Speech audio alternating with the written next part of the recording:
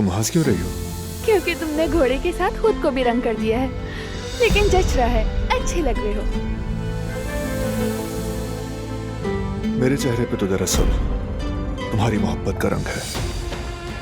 भाई गोरा, रुको, रुक जाओ, रुको। कारवे मेरे पीछे लग गए थे, बड़ी मुश्किलों से जान बचा कर आया हूं मैं। हेलो शाहिद।